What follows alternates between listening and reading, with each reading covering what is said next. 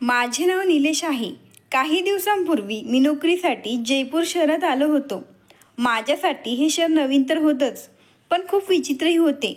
कारण इथलं वातावरण अगदी मोकळं होतं. माझं बालपण महाराष्ट्रातील एका खेडेगावात गेले आहे. तिथल्या वातावरणात आणि इथल्या वातावरणात अगदी जमीन आसमानचा फरक होता. गावाकडे मी माझ्या कुटुंबासोबत राहत होतो, तर इथे मी बॅचलर होतो. शिक्षण पूर्ण करून शहरातच नोकरी करायचं ठरवलं होतं. कारण गाव सोडून दुसऱ्या शहरात काम करण्याची ही एक वेगळीच मजा असते. नोकरी जॉईन करून मला फक्त 5 महिने झाले होते आणि मी इथे एक छोटीशी खोली भाड्याने घेऊन राहत होतो. कारण माझी कंपनी मला इतक्या लवकर फ्लॅट देऊ शकत नव्हती. त्यामुळे मी ही खोली एका कॉलनीत भाड्याने घेतली होती. सकाळी 8 वाजता मला ऑफिसला जावे लागायचे आणि संध्याकाळी 5 वाजेपर्यंत मी घरी पोचायचो. या कॉलनीमध्ये माझे काही मित्र झाले होते. त्यापैकी माझ्या एका मित्राचे घर माझ्या खोलीपासून अगदी जवळच होते. तो विवाहित होता आणि आपल्या बायको मुलांसोबत इथे राहत होता. माझ्यासारखा तोही गावाकडूनच आला होता. माझ्यासोबत तो आमच्या कंपनीत जॉब करत होता. मी खेड्यातून असल्यामुळे माझ्या आईवडिलांचे विचार होते की आता त्यांचा मुलगा शहरात नोकरी करत आहे आणि आता आपण त्याचे लवकर लग्न लावून द्यायला हवे. पण मला आत्ताच लग्न करायचे नव्हते. प्रथम मला सेटल व्हायचे होते. मी ज्या कॉलनीत राहत होतो त्या कॉलनीत एक मुलगी होती जी खूप सुंदर होती. तिला पाहताच मी तिच्या प्रेमात पडलो होतो. मला ती खूप आवडली होती. तिचे नाव अंजली होते. मी ठरवले होते की मी तिला मिळवल्याशिवाय राहणार नाही. तिच्या नावाशिवाय मला तिच्याबद्दल आणखीन काही जास्त माहीत नव्हते. पण नंतर कॉलनीत राहणाऱ्या मला माझ्या एका मित्राकडून तिची बऱ्यापैकी माहिती मिळाली. या कॉलनीतील एका फ्लॅटमध्ये ती तिच्या आईसोबत राहत होती. मी पहिल्यांदा तिला कॉलनीमध्ये एका दुकानात काहीतरी खरेदी करताना पाहिले होते. जयपूरसारख्या शहरात मला माझ्या क्षमतेनुसार खूप चांगली नोकरी मिळाली होती आणि माझा पगारही खूप चांगला होता. त्यामुळे मी माझा आणि माझ्या कुटुंबाचा खर्च सहज भागवू शकत होतो. माझ्या पगारातले काही पैसे मी दर महिन्याला घरी पाठवायचो आणि काही मी स्वतःच्या खर्चासाठी ठेवायचो. मला एक लहान बहीण होती. गावातच राहून ती तिचे शिक्षण पूर्ण करत होती. ती लहान असल्यामुळे आम्हाला तिच्या लग्नाची कसली चिंता नव्हती आणि घाई नव्हती. अगोदर लग्न माझेच होणार होते.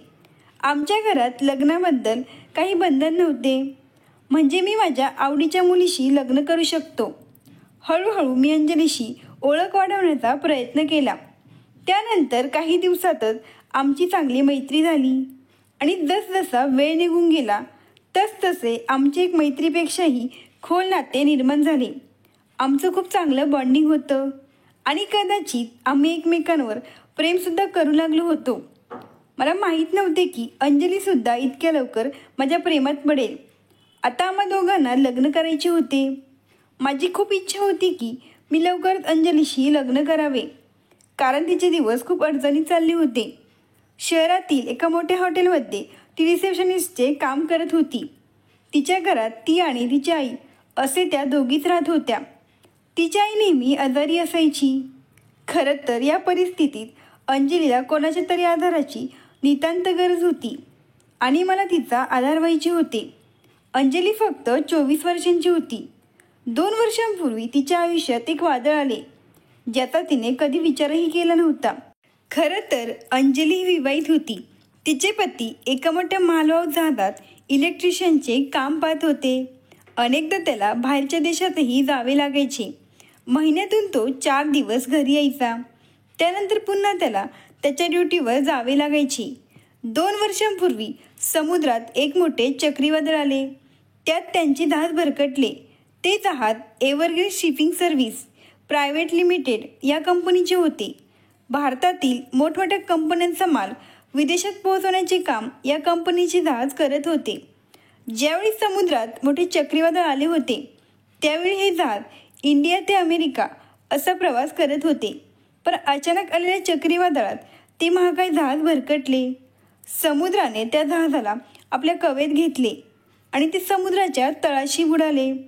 त्यात अंजलीच्या पतीचाही समावेश होता. हा अपघात झाला तेव्हा त्यांच्या लग्नाला 1 वर्षही उलटले नव्हते. पती गेल्यानंतर सासरच्या लोकांनी तिला खूप त्रास देण्यास सुरुवात केली आणि शेवटी त्यांनी तिला घराबाहेर हाकलून दिले. तेव्हापासून ती तिच्या आजारी आईसोबत राहत आहे आणि तिच्या शिक्षणामुळे तिला चांगली नोकरीही लागली. अंजलीने मला सांगितले होते की तिच्या पतीच्या मृत्यूनंतर तिच्या सासरचे लोक तिला खूप त्रास देत होते आणि ते खूप लोभी लोक होते. त्या लोकांनी तिच्या पतीचा इन्शुरन्सचा एक पैसे तिच्या हाती पडू दिला नाही. शेवटी सासरच्या दादाला कंटाळून तिने ते घर सोडले. त्यामुळे तिने दुसरं लग्न करण्याचा विचारही केला नाही. तिला वाटायचे की तिचे दुसरे सासरचे लोकही असे निघाले तर, पण माझ्या घरातील सदस्य असे अजिबात नव्हते. असो तसे पण मी इथे काम करायचो, त्यामुळे लग्नानंतर मी माझ्या पत्नीसोबत इथेच राहणार होतो आणि मला माझ्या पत्नीमध्ये हवे असलेले सर्व गुण मी अंजलीमध्ये पाहिले होते. पण जेव्हाही मी तिला भेटायचो तेव्हा ती खूप अस्वस्थ व्हायची आणि ती मला रडत रडत तिच्या परिस्थितीबद्दल सांगायची. पुरुषाची दुर्बलता ही असते की जर त्याने एखाद्या स्त्रीला रडताना पाहिले तर तो निश्चितपणे त्याचे कारण जाणून घेण्याचा प्रयत्न करतो आणि तिला मदत करण्याचा निश्चितपणे प्रयत्न करतो. अंजली खूप सुंदर होती. ती म्हणाली की हे जग खूप वाईट आहे. माझे पती हे जग सोडून गेले आहेत. आता मी पूर्णपणे एकटे आहे आणि माझी आई सतत आजारी असते. त्यामुळे तिच्या औषधांचा खर्च भागवण्यासाठी आणि पोटापाण्यासाठी मला बाहेर कामावर जावे लागते. अनेकदा आम्ही दोघेही बराच वेळ बस स्टॉपवर एकमेकांशी बोलत थांबायचो. आम्ही एकमेकांचे फोन नंबरही घेतले होते. आता जेव्हा जेव्हा आम्हाला मोकळा वेळ मिळायचा तेव्हा आम्ही एकमेकांसोबत कॉलवर बोलायचो. अंजली आणि मी हळूहळू एकमेकांच्या खूप जवळ आलो होतो. तिने तिच्या सासरकडील लोकांशी सर्व नाते संपवले होते. तिला तिचे मागचे आयुष्य विसरायचे होते. आज आम्ही संध्याकाळी 6च्या सुमारास एका गार्डनच्या बाहेर भेटायचे ठरवले होते. मी तिथे पोचण्याआधीच ती तिथे पोचली होती आणि गार्डनच्या बाहेर माझी वाट बघत बसली होती. बराच वेळ गप्पा मारल्याच्या नंतर ती निघायला उभी राहिली. तेव्हा मी तिला म्हणालो की आता अंधार पडला आहे, तू असे एकटीने जाणे योग्य नाही. मला तिकडेच जायचे आहे. चल मी तुला सोडतो. यावर ती म्हणाली, थँक्यू, तू मला सोडवायला येण्याची काही गरज नाही, कारण मी एकटी नाही आहे. पण अंजली आता तर तू एकटीच आहे आणि तुझ्यासोबत दुसरे कोणीही नाही. असे बोलल्यावर तिने 2-3 वेळा टाळ्या वाजवल्या. तेव्हा अचानक तिथे एक मोठं काळं कुत्रं तिच्याकडे धावत आलं. मला माहीत होते की हे तिचंच कुत्रं आहे. तरीही मी तिला विचारलं, हे कुत्रं तुझं आहे का? तर ती म्हणाली, हो, हे माझंच कुत्रं आहे. तुला आवडले का माझं कुत्रं? मी म्हणालो, हो, मस्त, छान आहे, पण हे खूप डेंजर दिसत आहे. मग तिने मला सांगितले की मालकाला सोडून हे कोणाला पण चावू शकते, पण तू काळजी करू नकोस. शेरू खूप चांगला आहे आणि माझं तो सर्व ऐकतो. मी तिला विचारले, याचे नाव शेरू आहे का? तर ती म्हणाली की हो, त्याचे नाव शेरू आहे. खरं तर याला माझ्या नवऱ्याने पाळले होते. त्यांनी शेरूला लंडनहून $400 विकत आणले होते. त्यांना शेरू खूप आवडायचा. त्यांनी नेहमी शेरूवर आपल्या मुलासारखे प्रेम केले होते. लग्नापूर्वी मला प्राण्यांची खूप भीती वाटायची, पण जेव्हा शेरू आमच्या आयुष्यात आला तेव्हा माझ्या पतीसह मी देखील त्याच्या प्रेमात पडले, कारण हा खूप चांगला आहे. आता हा माझ्या पतीची शेवटची निशाणी आहे हे समजूनच मी त्याचा सांभाळ करत आहे. म्हणूनच मी सासरच्या घरून त्याला इथे घेऊन आले. आता तो आई आणि माझ्यासोबतच राहतो. तो सदैव त्याच्या मालकाप्रमाणे माझी काळजी घेतो. कोणत्याही अनोळखी व्यक्तीला माझ्या जवळ येऊ देत नाही आणि जर कोणी मला इजा पोहोचवण्याचा प्रयत्न केला तर तो त्याच्यावर हल्ला करतो. एक प्रकारे तो माझा बॉडीगार्ड आहे. याला आणले तेव्हा याचे वय फक्त 3 महिने होते. जर 1 वर्षाच्या पिल्याला घेतले असते तर ते आणखीनच महाग पडले असते. मी त्या कुत्र्याला हात लावण्याचा प्रयत्न केला तेव्हा अंजली म्हणाली की आता याला हात लावू नको, नाही तर तो तुला चावेल, कारण याची अजून तुझ्यासोबत नीट मैत्री झाली नाही आणि आजकाल तो खूप उदास राहत आहे, कारण त्याचा मालक गेल्यापासून हा खूप शांत झाला आहे. त्याला बरे वाटावे म्हणून मी या गार्डनजवळ त्याला कधी कधी फिरायला घेऊन येते. मला अंजलीचे बोलणे खूप विचित्र वाटले.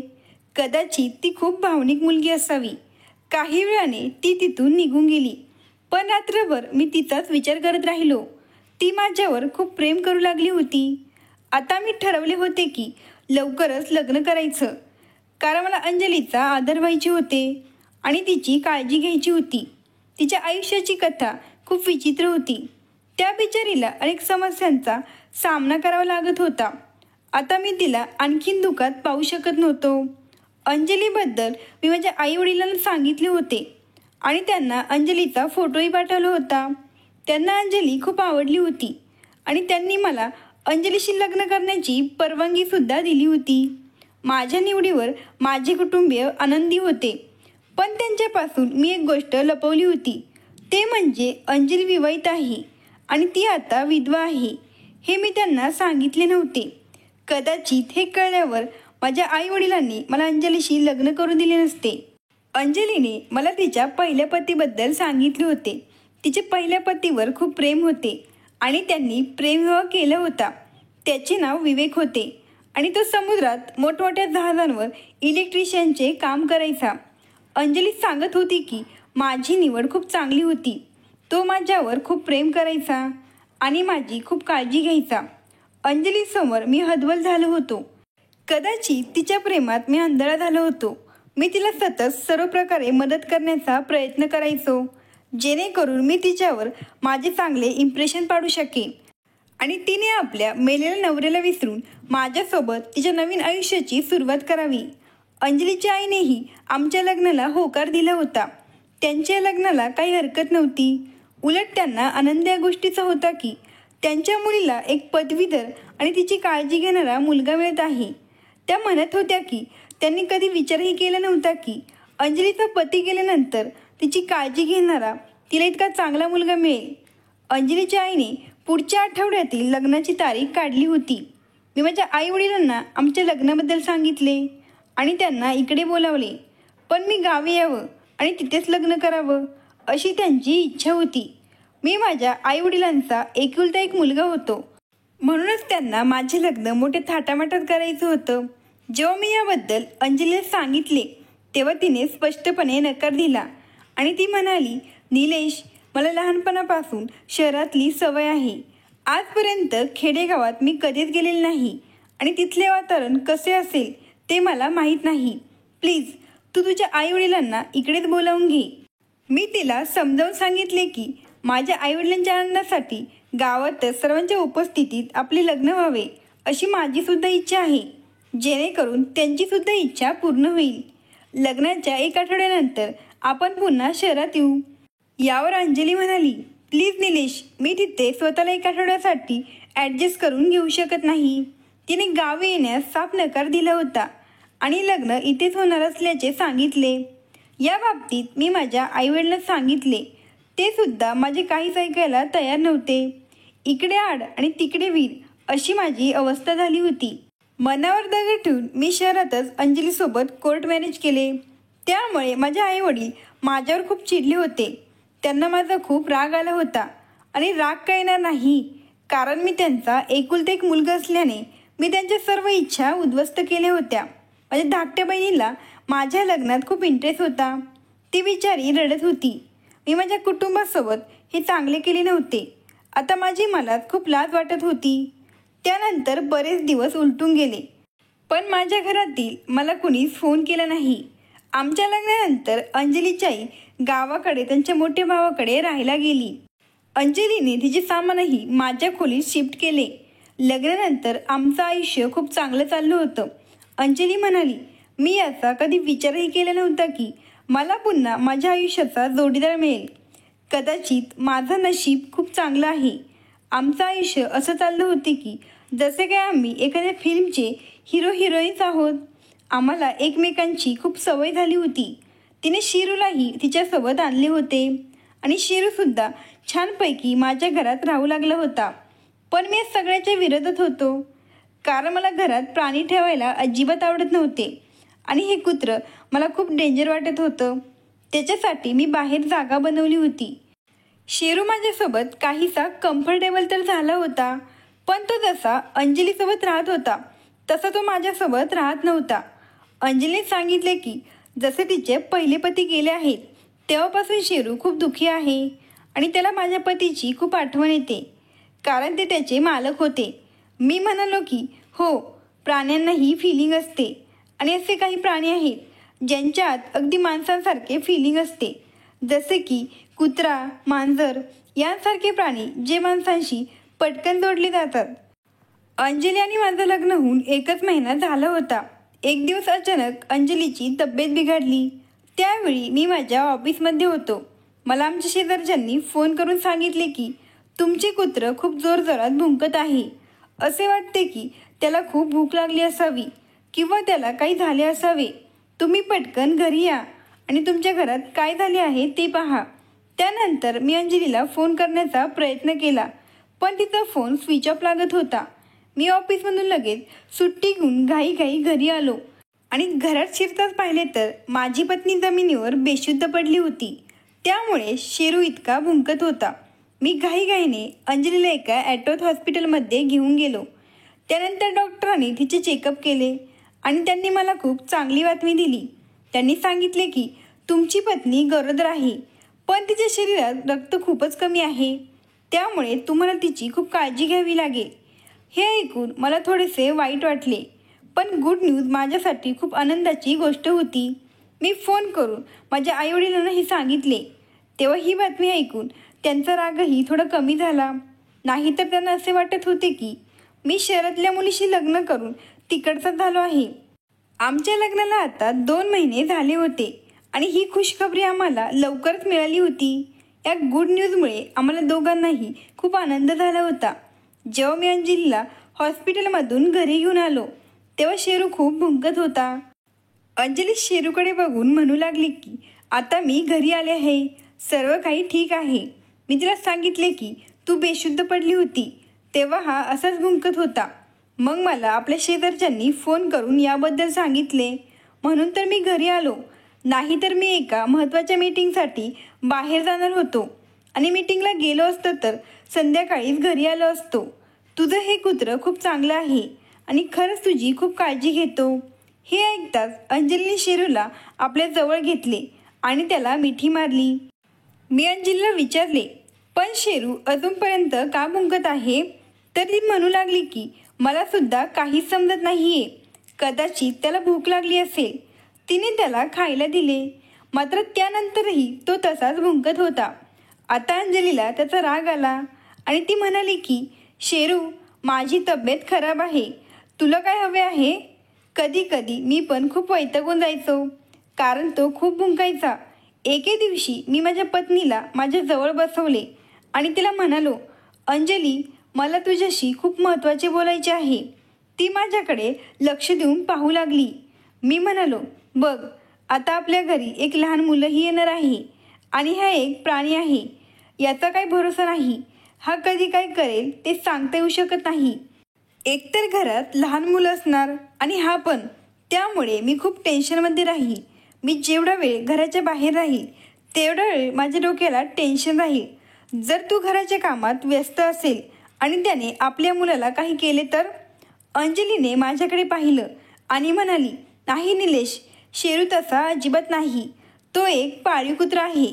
असे तो कधीच करणार नाही. एकदा माझ्या सासरच्या घरी काही पाहुणे आले होते.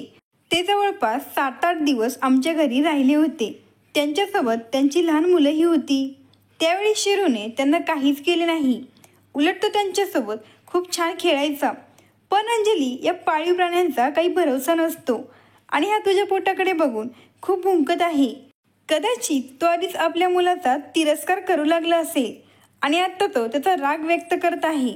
अचानक अंजलीला राग आला आणि ती म्हणाली, नाही निलेश, तू समजतो तसं काही नाही. कारण त्याला कसे माहिती असेल की मी आई होणार आहे. तू काही पण मूर्खपणाच्या गोष्टी बोलत आहेस आणि मी तुला आधीच सांगितले आहे की शेरू माझ्या पहिल्या पतीची शेवटची निशाणी आहे आणि मी माझ्या पहिल्या पतीची निशाणी स्वतःपासून दूर करू शकत नाही. मलाही तिच्या बोलण्याचा राग आला आणि मी तिला म्हणालो, अंजली, आता मी तुझ्या पहिल्या नवऱ्याची कोणतीही निशाणी सहन करू शकत नाही. कारण तू नेहमी मला चिडून देतेस की ही माझ्या पहिल्या नवऱ्याची शेवटची निशाणी आहे. तेव्हा ते मला अजिबात सहन होत नाही. यावर ती म्हणू लागली की निलेश, मी तुझ्याशी आजपर्यंत कधीच खोटे बोलले नाही. मी माझ्या पहिल्या पतीवर खूप प्रेम करत होते आणि आम्ही प्रेमविवाह केला होता. माझं त्याच्यावर खूप प्रेम होतं आणि मी ते नेहमी करत राहीन. तो आता या जगात नाही, तर तुला काय वाटते की मी त्याचा आता तिरस्कार करावा? जर मी त्याचा तिरस्कार करू शकते तर मी तुझाही तिरस्कार करू शकते. अंजलीच्या अशा बोलण्याचा मला खूप राग आला. मग मी तिला म्हणालो, अंजली, मी तुझ्यावर खूप प्रेम करतो. कदाचित तुझ्या पहिल्या नवऱ्यानेही तुझ्यावर इतके प्रेम केले नसेल. आजपर्यंत मी तुझ्यासमोर इतर कोणत्याही मुलीचा कधी उल्लेखही केला नाही. इतकंच काय तर मला कधी दुसरी मुलगीही आवडली नाही. पण तुला पाहतात मी तुझ्या प्रेमात पडलो आणि तू पण मला पाहतात माझ्या प्रेमात पडलीस. मला वाटले की आपल्या लग्नानंतर कदाचित तू तुझ्या पतीला विसरशील, पण सतत तू त्याचे नाव माझ्यासमोर घेत असते. मला हे अजिबात सहन होत नाही. निलेश, तू माझ्याशी उगाच का भांडत आहेस? अंजली, हे बघ, मला तुझ्यासोबत भांडायला काहीच इंटरेस्ट नाही. तू फक्त या कुत्र्याला घरातून काढून टाक. आपण त्याला लांब कुठेतरी सोडून येऊ. निलेश, हे होऊ शकत नाही. आपण जर त्याला कुठे सोडले तर तो तिथून परत माझ्याकडे येईल आणि हे काही सामान्य कुत्रं नाही. हे $400चं कुत्रं आहे. इथे कोणीही त्याला चोरू शकते, कारण या प्रकारचे कुत्रे सर्वत्र आढळत नाही. ते फक्त परदेशातच भेटतात. मग अंजली, आपण याला कोणाला तरी विकून टाकू. माझ्याशा बोलण्यावर अंजलीला खूप वाईट वाटले. ती म्हणाली, नाही, मी त्याला विकूही देणार नाही. हा बिचारा आधीच खूप दुःखी आहे. मी इतकी पण वाईट नाही की मी त्याच्या फिलिंगची कदर करू शकत नाही. मला माझ्या बायकोसमोर लाज वाटायला लागली, कारण मी तिला सांगितले होते की मी देखील एक मऊ मनाचा आणि चांगला माणूस आहे. मी तसा नसलो तरी काय करू शकत होतो? मी गप्प झालो. त्यानंतर असेच दिवस जाऊ लागले आणि शेरू रोज अंजलीच्या पोटाकडे बघून भुंकायचा. आता हे अंजलीच्याही लक्षात यायला लागले होते आणि ती त्याच्यापासून दूर राहायला लागली होती. आता अंजली शेरू खायला द्यायला त्याच्याजवळ जात नव्हती. ती मला सांगायची की त्याला जाऊन खायला दे. जेव्हा मी त्या कुत्र्याच्या जवळ जायचो तेव्हा मला या कुत्र्याची खूप भीती वाटायची. मला वाटायची की तो आता माझ्या अंगावर धावून येईल आणि माझा चावा घेईल. एके रात्री अंजली झोपेत काहीतरी बडबड करत होती, पण झोपेत तिच्या माणसाचं नाव घेत होती. तो तिचा पहिला पती होता. ती पुन्हा पुन्हा पहिल्या नवऱ्याचे नाव घेत होती आणि म्हणत होती की मला तुझ्याकडे यायचे आहे. मी तुझ्याशिवाय राहू शकत नाही. तू मला इतक्या लवकर सोडून का गेलास? तिचे असे बोलणे ऐकून मी उठून बसलो आणि तिच्या बोलण्याकडे लक्ष देऊ लागलो.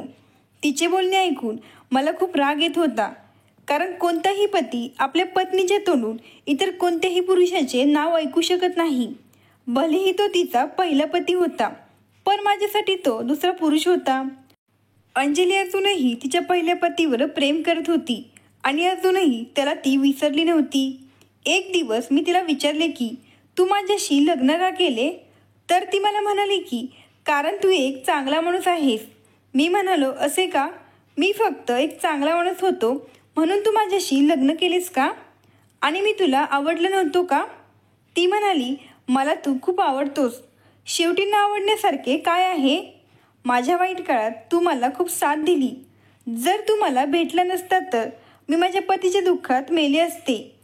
मला माझ्या बायकोच्या प्रत्येक गोष्टीचा राग येत होता. तिचे माझ्यावर प्रेम नव्हते, म्हणजेच तिने मला फक्त एक प्रकारे तिचा आधार बनवला होता. एके दिवशी मला तिचा खूप राग आला आणि मी तिला म्हणालो, मी तुझ्याशी काही गोष्टींबद्दल खोटे बोललो होतो. मी तिला सांगितलं की माझे एका मुलीसोबत अफेअर होते. माझं तिच्यावर खूप प्रेम होतं, पण तिने माझी फसवणूक केली आणि ती मला सोडून गेली. जेव्हा ती मला सोडून गेली तेव्हा माझ्या डोळ्यात अश्रू नव्हते. मी तुझ्याशी खोटं बोललो, पण तुझ्या पहिल्या नवऱ्याचा उल्लेख तू माझ्यासमोर करत जाऊ नकोस. निलेश, तू माझ्याशी खोटं का बोललास? मला वाटलं तुझ्या आयुष्यात मी पहिली मुलगी आहे आणि शेवटची मुलगी राहील. मी तुझ्यावर प्रेम केले तरीही तू माझ्याशी सतत भांडत असतो. त्या मुलीने तुला फसवले, पण मी तुला फसवले नाही. मी तुझ्यासोबत खूप सिरियसपणे प्रेम करत होते आणि तू माझ्यापासून इतकी मोठी गोष्ट लपवलीस. अंजली, तुला जे काय समजायचं असेल ते तू समज, पण तू तुझ्या पहिल्या नवऱ्याचं नावही तोंडातून काढू नको, कारण आता तू माझ्याशी लग्न केले आहेस आणि तू माझी बायको आहेस. यापुढे तुझा तुझ्या पहिल्या पतीशी काही संबंध राहणार नाही. आता तो हे जग सोडून गेला आहे. तर तू सुद्धा तुझ्या पतीला तुझ्या हृदयातून काढून टाक. आता जर तू तुझ्या नवऱ्याचे नाव घेतलेस तर मी समजेन की तू माझ्यासोबत बेवफाई करत आहे. मग तुझ्यात आणि माझ्या पहिल्या मैत्रिणीत काही फरक राहणार नाही. आणि यापुढे जर तू त्याचं नाव घेतलं तर मी समजून जाईल की तू मला जाणून बुजून त्रास देत आहे. त्यानंतर तिने परत कधी तिच्या पतीचे नाव घेतले नाही. पण ती आता माझ्यापासून दूर राहू लागली होती. आणि आता तिने माझ्याशी बोलणे खूप कमी केले होते. फक्त गरजेचंच बोलायची. आता ती माझ्याशी पूर्वीसारखी मनमोकळेपणाने बोलत नव्हती. स्त्रीचे मौन म्हणजे एखादी वादळ येण्याचा इशारा असतो, तर एखादी आनंदी स्त्री कधीही शांत किंवा गप्प नसते. गप्प बसणाऱ्या स्त्रीचा अर्थ असा आहे की एकतर ती आनंदी नाही किंवा तिच्या गप्प राहण्यामागे काहीतरी मोठे कारण दडलेले असते. अंजली नेहमी विचारात हरवलेली असायची. मला वाटायचे की ती तिच्या पहिल्या नवऱ्याच्या आठवणीत हरवली आहे. असाच वेळ जाऊ लागला आणि एक दिवस माझ्या पत्नीची तब्येत अचानक खराब झाली. मी तिला जवळच्या एका हॉस्पिटलमध्ये घेऊन गेलो. हे ते हॉस्पिटल नव्हते ज्या ठिकाणी माझी पत्नीची ट्रीटमेंट चालू होती. पण अचानक तिची तब्येत बिघडल्यामुळे मी घाईघाईत तिला इथे घेऊन आलो होतो. या डॉक्टरांनी सांगितले की तुमच्या पत्नीचे दिवस भरून गेले आहेत आणि आम्हाला ताबडतोब ऑपरेशन करावे लागेल. ते ऐकून मला धक्काच बसला. पण डॉक्टर, इतक्या लवकर बाळ कसे काय जन्माला येत आहे? तर ते म्हणाले की नाही, तसे नाही. आता तुमच्या पत्नीचे 9 महिने झाले आहेत आणि वरती अधिक दिवस झाले आहेत. डॉक्टरांचे हे ऐकून मला आश्चर्य वाटले. कारण जर डॉक्टरांचे म्हणणे बरोबर असेल तर मग नक्कीच काहीतरी गडबड आहे. यावर डॉक्टरांनी सांगितले की जर लग्न जानेवारीत झाले असेल तर फेब्रुवारीमध्येच मूल व्हायला हवे असे नाही. काही स्त्रिया खूप लवकर गर्भधारणा करतात. परंतु आता या गोष्टींबद्दल बोलण्याची वेळ नाही. तुम्ही पैशांची व्यवस्था करा. आम्हाला ऑपरेशन करावे लागेल, अन्यथा मुलाचा जीव धोक्यात येऊ शकतो. मी पटकन सर्व औपचारिकता पूर्ण केल्या. काही वेळाने माझ्या पत्नीने बाळाला जन्म दिला. मी ऑपरेशन थिएटरच्या बाहेर बाळाला घ्यायला थांबलो होतो. मात्र डॉक्टरांनी सांगितले की मुलाला 24 तास मशीनमध्ये ठेवावे लागेल. मुलाची प्रकृती नाजूक आहे. 24 तासानंतर मुलाला मशीनमधून बाहेर काढण्यात येईल. माझ्या पत्नीला तिच्या मुलाची खूप काळजी वाटत होती. मी तिला समजावलं की तू काळजी करू नकोस, आपलं मूल एकदम ठीक आहे. देवाने आपल्याला मुलगा दिला आहे. त्याचे नाव काय ठेवायचे याचा तू विचार केला का? मी काही बोलायच्या आधी ती नाव घेण्याचा प्रयत्न करत होती. पण बोलता बोलता मध्येच ती थांबली होती. मला असे वाटले की तिला असे म्हणायचे आहे की तिला तिच्या मुलाचे नाव तिच्या पहिल्या नवऱ्याच्या नावावर ठेवायचे आहे. पण ती गप्प झाली होती. जेव्हा नर्सने मुलाला आणले तेव्हा मुलाला पाहून मला खूप आश्चर्य वाटले. कारण मुलाचा रंग खूपच सावळा होता. तर माझी बायको पूर्णपणे गोरी होती आणि मी पण खूप गोरा होतो. मग बाळ सावळे कसे जन्माला आले? डॉक्टर म्हणाले की बाळं खूप रंग बदलतात. तुम्ही आधीच काळजीत आहात. 8 दिवसानंतर डिस्चार्ज मिळाल्यावर मुलाचा घरात प्रवेश करतात शिरू आमच्या दिशेने धावत आला आणि तो जोरजोरात भुंकू लागला. मी अंजलीला विचारले, शिरू इतका भुंकत का आहे?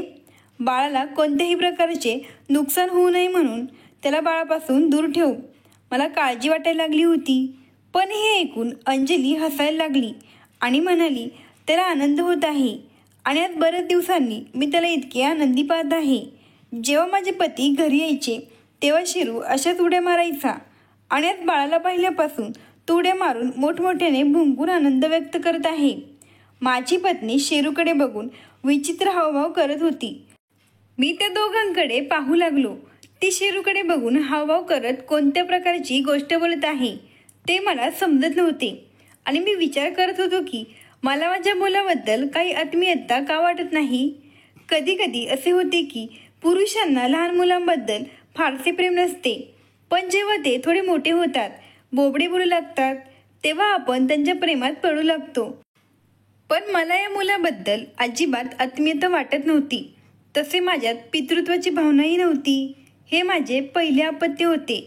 माझ्या आणि अंजलीच्या प्रेमाचं ते प्रतीक होतं.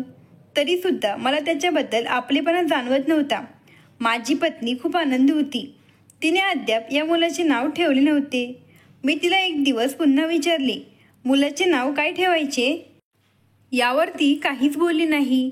मग मी तिला म्हणालो, आपण याचे नाव आकाश ठेवू. मला हे नाव खूप आवडते, कारण माझे वडील मला लहानपणी आकाश म्हणायचे. माझ्या ह्या मुद्द्यावर ती पुढे काहीच बोलली नाही. एके दिवशी आमच्या मुलाची तब्येत अचानक बिघडली आणि माझ्या पत्नीचे ऑपरेशन झाले असल्यामुळे तिला घराबाहेर पडता येत नव्हते. मी तिला सांगितले की तू काळजी करू नकोस, बाळाला डॉक्टरांकडे मी घेऊन जातो. यावर ती म्हणाली, बाळाला काळजीपूर्वक घेऊन जावा आणि शेरूलाही तुमच्यासोबत घेऊन जावा. मला एका गोष्टीचे थोडे विचित्र वाटले. मग मी तिला म्हणालो, पण मी शेरूला माझ्यासोबत का घेऊन जाऊ? मी त्याला सांभाळणार की या मुलाला? त्यानंतर मी मुलाला डॉक्टरांकडे घेऊन गेलो. डॉक्टर म्हणाले, काळजी करण्यासारखे काही नाही. लहान मुले कधी कधी आजारी पडतात. अनेकदा वातावरणातील बदलावामुळे त्यांना ताप वगैरे येत असतो. मला डॉक्टरांकडून DNA टेस्ट करून घ्यायची होती. जेव्हा मी डॉक्टरांना याबद्दल सांगितले तेव्हा माझे म्हणणे ऐकून डॉक्टर आश्चर्यचकित झाले. ते डॉक्टर माझ्या ओळखीचे होते, म्हणूनच त्यांनी माझ्या मुद्द्याला सहमती दिली. ते म्हणाले, ठीक आहे, आपण DNA टेस्ट करू. फक्त एक छोटीशी टेस्ट असेल, पण तुम्हाला 2 दिवसांनी रिपोर्ट मिळेल. मी म्हटलं ठीक आहे. टेस्ट झाल्यावर मी बाळाला घेऊन घरी आलो. बाळ झाल्यापासून अंजली माझ्याकडे बघतही नव्हती आणि याआधीही ती तिच्याच विचारात हरवली असायची. फक्त लग्नाच्या सुरुवातीच्या दिवसात ती माझ्यासोबत खूप छान आणि प्रेमाने राहत होती. जेव्हाही ती मला मिठी मारायची तेव्हा ती आपले डोळे झाकायची. आता मला असे वाटत होते की कदाचित तिला मला मिठी मारताना हे जाणवत असेल की मी तिचा पहिला नवरा आहे. माझं नशीब इतकं खराब निघेल की ज्याचा मी विचारही केला नव्हता. या मुलीमुळे मी माझ्या आईवडिलांची इच्छाही धुळीस मिळवल्या होत्या. तिने जे सांगितले ते मी केले, पण ती मला सोडून दुसऱ्याच्याच विचारात हरवलेली असायची. आता मी या मुलाकडे नेहमी संशयाने पाहत होतो. मला वाटायचे की नक्कीच काही ना काही गडबड आहे. मला याचं आश्चर्य वाटलं की जेव्हा माझी पत्नी प्रेग्नेंट होती तेव्हा शेरू माझ्या बायकोकडे पाहून विचित्र आवाज काढू लागायचा. पण जेव्हापासून हे मूल या जगात आले तेव्हापासून त्याची मुलासोबतची वागणूक खूप चांगली झाली होती. शिरू आमच्या बाळासमोर पळायचा, खेळायचा आणि उड्या मारायचा. माझी पत्नी, मुलगा आणि शेरू यांना एकत्र खेळताना पाहून मला असे वाटायचे की त्यांच्या आयुष्यात माझी काहीच किंमत नाही. माझी पत्नी नेहमी मुलामध्ये व्यस्त राहायची. 2 दिवसांनी डॉक्टरांनी मला बोलावून घेतले आणि सांगितले की तुमचा DNA रिपोर्ट आला आहे. मी हा विचार करत होतो की रिपोर्ट घ्यायला जावे की नाही. या विचाराने मी खूप अस्वस्थ झालो होतो. मी माझ्या बायकोवर असा संशय घ्यायला नको होता. पण नंतर माझं पुरुषत्व समोर आलं आणि मी लगेच रिपोर्ट घेण्यासाठी दवाखान्याच्या दिशेने निघालो. तिथे गेल्यावर डॉक्टरांनी रिपोर्ट सांगितल्यावर मला धक्काच बसला आणि बायकोच्या पोटाकडे बघून शेरू इतका जोरात का भुंकायचा याचे कारण आता मला समजले होते. आणि या मुलाच्या आगमनाने तो इतका आनंदी का झाला होता याची सर्व उत्तरे मला मिळाली होती. खरं तर या मुलाचे वडील मी नसून माझ्या पत्नीचे पहिले पती होते. जेव्हा पहिल्यांदा अंजली मला भेटली होती तेव्हा तिच्या पतीचा महिनाभरापूर्वीच मृत्यू झाला होता. तिने माझ्याशी खोटे बोलले की तिच्या नवऱ्याचे निधन होऊन 1 वर्ष झाले आहे. त्यानंतर थोड्याच दिवसात मी तिच्याशी लग्न केले. कदाचित माझ्या पत्नीलाही हे माहीत नसेल की ती प्रेग्नेंट आहे. आमच्या लग्नानंतर शेरू अंजलीच्या पोटाकडे बघून वारंवार भुंकायचा. कदाचित त्याला माहीत असेल की माझ्या पत्नीला मूल होणार आहे आणि ते मूल त्याच्या मालकाचे आहे. आणि माझ्या पत्नीने सांगितल्याप्रमाणे ती म्हणत होती की शेरूला किती आनंद झाला आहे, जणू त्याचा मालक घरात आला आहे असे ती म्हणत होती. म्हणूनच माझ्या पत्नीने आजपर्यंत या मुलाचे नावही ठेवले नव्हते. रिपोर्ट घेऊन घरी आल्यानंतर मी शांतपणे माझे सामान पॅक करायला सुरुवात केली. ती मला विचारू लागली की काय झाले आहे, तू सामान का पॅक करत आहे आणि तू सामान पॅक करून कुठे चालला आहेस? अंजली, मी तुला सोडून कायमच चाललो आहे. ती म्हणाली, तुला काय म्हणायचे आहे? मी तिला DNA रिपोर्ट दाखवला आणि तिला म्हणालो, मला फक्त एका प्रश्नाचे उत्तर दे आणि या प्रश्नाच्या उत्तरावरच आपले दोघांचे आयुष्य अवलंबून आहे. तुला याबद्दल माहिती होते का? तुला माहीत नसेल तर मी तुला माफ करेन आणि तुझ्यासोबत या मुलाचाही मी स्वीकार करेन आणि मी आयुष्यभर तुझ्यासोबत राहीन. पण जर तुला माहीत असून सुद्धा तू माझ्याशी खोटं बोलली असेल तर आज मला दुसरा निर्णय घ्यावा लागेल. खोटं बोलू नकोस. जे होईल ते खरं होईल. मी तुझ्यासोबत काही खोटं बोललो होतो, पण तू माझ्याशी खोटं बोलशील अशी मी कधीच अपेक्षा केली नव्हती. माझी बायको हे सगळं शांतपणे ऐकत होती. तिच्या डोळ्यातून अश्रू आले आणि ती म्हणाली की मी गरोदर असल्याची मला शंका आली होती. पण मी विचार केला की आता त्याचे वडीलही या जगात नाहीत. शंभूला वडिलांचे प्रेम मिळणार नाही आणि तू त्याला त्याचे वडील बनून आधार देशील. पण लग्नाआधी जर तुला कळले असते तर मी 1 महिन्याची प्रेग्नेंट आहे, तर तू माझ्यासोबत लग्न कधीच केले नसते आणि माझ्या मुलाला आयुष्यभर त्याच्या वडिलांचे प्रेम मिळाले नसते. म्हणून मी तुला या बाबतीत सांगितले नाही. अंजली, मला फक्त एक बायको हवी होती, जी फक्त माझी असेल आणि माझ्याबद्दल विचार करेल. तुझ्यासोबत या मुलालाही मी एक्सेप्ट केले असते, पण तू अजूनही तुझ्या पहिल्या पतीला विसरली नाहीस. मग मी तुझ्यासोबत कसं राहू शकतो? मला माफ कर. मी हे नाते पुढे नेऊ शकत नाही. माझी बायको रडायला लागली. मी म्हणालो, त्या मुक्या जनावराला कल्पना आली होती की हे मूल आपल्या मालकाचेच आहे. पण मी मूर्ख राहिलो आणि शेवटपर्यंत मूर्खच राहिलो.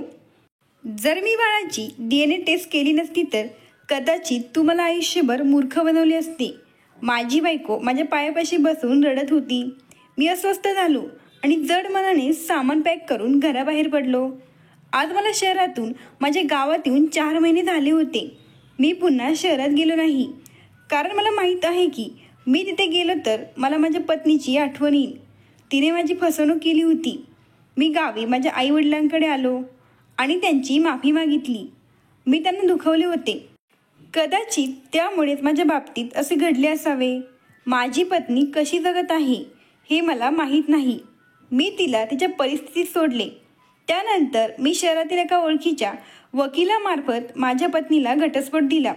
या गोष्टीचा तिला खूप पश्चाताप झाला की मी तिला घटस्फोट दिला. मी गावी आल्यानंतर परत कधी तिच्याकडे मागे वळून देखील पाहिले नाही. हे मी माझ्या आईवडिलांना सांगितल्यावर ते म्हणाले की ती मुलगी खूप चालाक होती. जी मुलगी स्वतःच्या फायद्यासाठी कोणाच्या तरी आईवडिलांना त्याच्यापासून दूर करू शकते तर ती त्याला सुद्धा फसवू शकते. माझ्या आईवडिलांचे बोलणे मला चांगले समजले आणि आता मी माझ्या गावातच काम करत आहे. माझे काम चांगले चालले आहे. मला शहरात जाण्याची गरज नाही. आईवडिलांच्या आशीर्वादाने माझे आयुष्य चांगले चालले आहे. मी पुन्हा लग्न करावे अशी माझ्या आईवडिलांची इच्छा आहे. अजूनही मी अंजलीला विसरू शकलो नाही, पण आईवडिलांच्या आनंदासाठी मी दुसऱ्या लग्नाला तयार आहे. मित्रांनो, ही कथा आवडल्यास लगेच सबस्क्राईब करा. धन्यवाद.